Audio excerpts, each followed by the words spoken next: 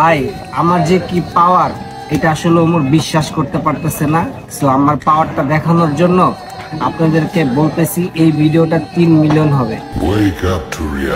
এটা যদি মিলিয়ন না হয়, আচ্ছা এটা যদি মিলিয়ন না হয় এই মাসের ইনকাম দিয়ে দিব আমারটা।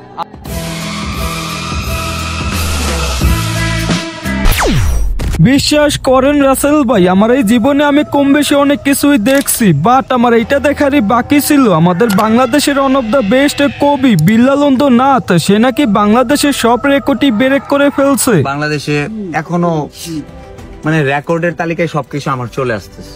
ওইটা আমি একটু পরে দেখতেছি। তার আগে তোমাদের কাছে আমার একটা প্রশ্ন, এই যে একটা কন্ট্রোভার্সি চলতেছে, এখানে কে সঠিক, উমরন ফ্যান নাকি থটস অফ বিল্লাল? অথবা তোমাদের কাছে পার্সোনালি কারে ভালো লাগে, থটস অফ বিল্লালকে নাকি উমরন ফায়ারকে? ওইটা অবশ্যই কমেন্টে জানাও। এখন এই যে থটস অফ বিল্লাল ভিডিওতে বললো বাংলাদেশের সব রেকর্ডই নাকি তার নামে চলে আসতেছে, দেখো এটা সে ঠিকই বলছে। আর এই রেকর্ডের মধ্যে সবচেয়ে বড় রেকর্ড হলো কমেন্টে গালি খাওয়ার।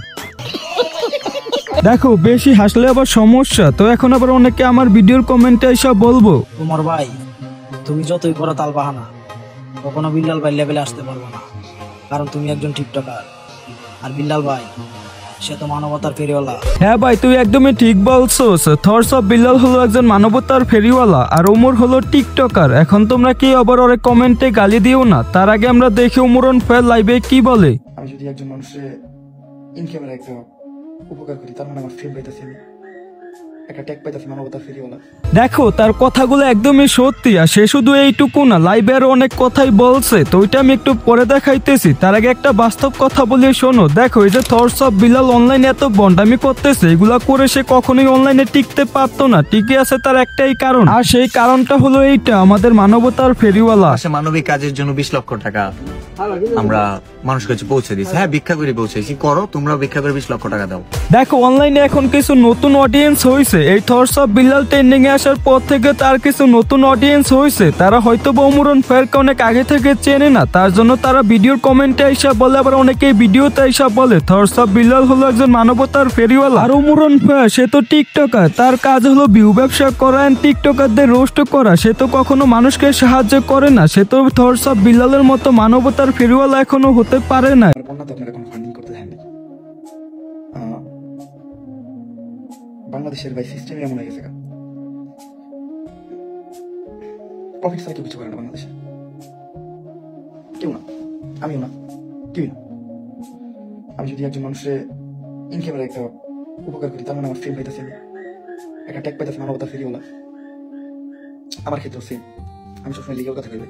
হ্যাঁ শুধু এই কারণটার জন্যই কেউ তাকে রোস্ট করতে পারে না, কারণ সে প্রত্যেকটা কথা বলে লজিক দিয়ে। আর অনলাইনে যদি সে কোনো ভুল করে, ওইটা নিয়ে কেউ তাকে রোস্ট করার আগে সে নিজেই তার অডিয়েন্সের কাছে ক্ষমা চায় এন্ড ভুলটা সে শুধরায় নেয়। আর অনলাইনে এখন যে কিছু নতুন অডিয়েন্স আছে যারা কিনা ভিডিওর কমেন্টে এসব বলে এন্ড অনেকে ভিডিওতে বলে যে উমরন ফায়ার হলো টিকটকার, তার কাজ হলো ভিউ ব্যবসা করা, টিকটকারদের রোস্ট করা, সে নাকি কখনো মানুষকে সাহায্য করে নাই। তো তাদেরকে আমি শুধু একটা ভিডিও দেখাতে চাই।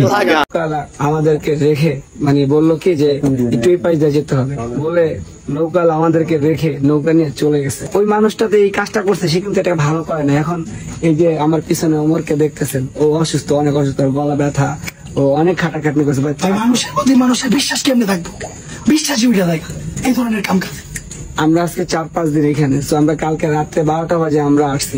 দেখো এই ভিডিওতে বলা প্রতিটা কথা ভিডিওর পিছনে থাকা রহস্য, এটা শুধু তারাই জানে যারা ফেনীতে হওয়া বন্যা দেখছে, যারা সিলেটে হওয়া বন্যা দেখছে, যারা দেখছে ফেনীতে বন্যার পানিতে হাজার হাজার মানুষের ঘর ডুবে গেছে, যারা দেখেছিল সেই দিনের ওই নির্মম দৃশ্য, যারা দেখেছিল হাজার হাজার মানুষ পানির মাঝখানে অনাহারে পড়েছিল, তারাই শুধু জানে উমরন ফায়ার তাদের জন্য কি করছে। এখন আমার কথা হইল, মানুষের পাশে উমরন ফায়ারও দাঁড়াইছে, এখনো সে তার সাধ্য অনুযায়ী মানুষকে সাহায্য করে, মানুষের পাশে দাঁড়ায়। আর আমি যদি থটস অফ বিল্লালের কথা বলি, দেখো আমি একটা কথা আগেও বলছি, এখনো বলতেছি, থটস অফ বিল্লাল মানুষের পাশে দাঁড়ায়, সে অসহায় মানুষকে সাহায্য করে, এটা সাপোর্ট আমি আগেও করছি, এখনো করি। বাট আমার প্রশ্নটা এইখানে, থটস অফ বিল্লাল মানুষকে সাহায্য করে এর মানে এই না যে সে অনলাইনে এসে বন্ডামি করব, মানুষের সাথে প্রতারণা করব। দেখো অনলাইনে কিন্তু অনেকে সাহায্য করছে, যেমন আমি যদি বলি তাহলে ফিরি মিশন ফিরোজ ভাই, হোয়াট এভার গাইস, হাসি তামাশা অনেক হলো, আমরা ডিরেক্ট পয়েন্টে আসি। দেখো অনলাইনে মানুষকে সাহায্য অনেকেই করছে, বাট থটস অফ বিলালের মতো পাগলামি কেউ করে নাই। সো আমি এখন থটস অফ বিলালের উদ্দেশ্যে একটা কথাই বলতে চাই, তুমি মানুষকে সাহায্য করো এটা খুবই ভালো কথা, বাট তুমি যদি অনলাইনে তোমার মান সম্মান ধরে রাখতে চাও, তুমি যদি অনলাইনে তোমার রেপুটেশন ধরে রাখতে চাও, তাহলে তোমার এরকম পাগলামি এরকম বন্ডামি এগুলা তোমার পরিত্যাগ করতে হবে। বুঝে থাকলে বুঝপাতা, না বুঝলে তেজপাতা। তো আজকের মতো বিদায় নিচ্ছি, আল্লাহ হাফেজ।